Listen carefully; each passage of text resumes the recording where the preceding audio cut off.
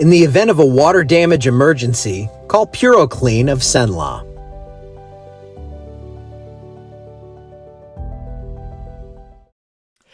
Hey, good morning, everybody.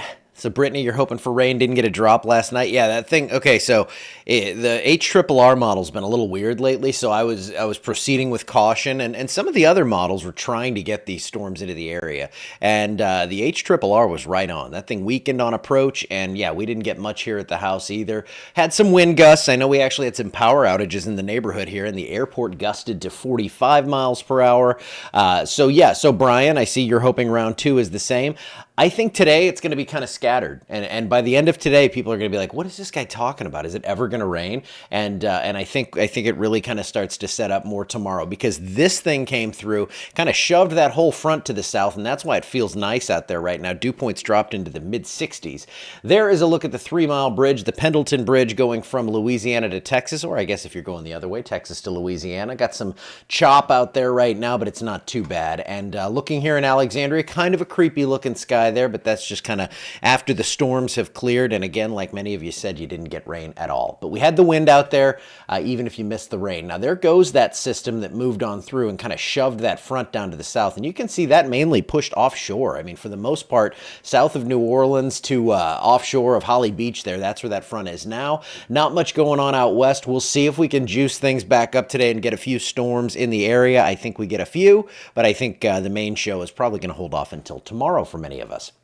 So mid 70s to near 80 right now. Lower dew points up here behind that front in the mid 60s, so it's going to feel briefly a little bit better out there. And your future wind gusts for today, obviously going to be stronger near any storms that do develop, but generally kind of staying in check there, about 10 to 20 miles per hour. And you can see how those storms kind of pop up, and the outflows, they'll kind of squirt out of those storms and give us some gusty winds when that does happen, if that does happen this afternoon. Because we're going to have to get those dew points back up to get the instability flowing again.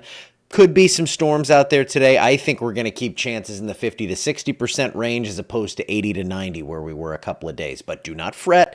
There is rain coming. Here's what it looks like. Again, scattered stuff, possibly firing as soon as early this afternoon. We'll be watching radar, and then this all moves on through. We have things kind of hanging down along I-10 until tomorrow. We get another wave out of Texas, and then this transitions more to away from just that front kind of being the focusing mechanism to a little upper level feature out here in Texas that's going to spin some storms our way.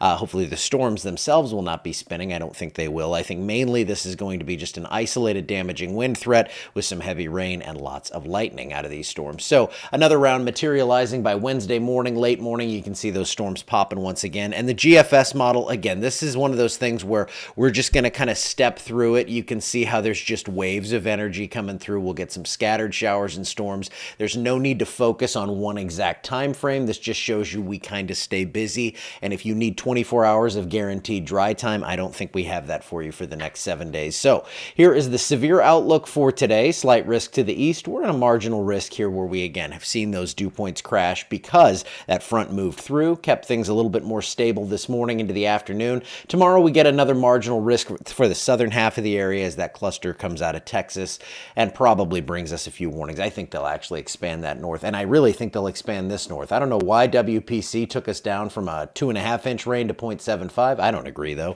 So I just wanted to show you they're still showing some heavy rain. They're showing it along I-10. I think this is going to be more broad brush throughout the state here, 1 to 3 inches with isolated totals still above 5, and your 7-day forecast shows plenty of rain through the week and then even into the weekend. I mean, look at this, 60% or above each day. And I looked at the National Weather Service forecast because I'm about to go to have late breakfast with them, and always got to know what they're doing. They got to keep me on my toes. I keep them on theirs. And so here's what we're looking at. They're around 70% each day as well. So we're all up there.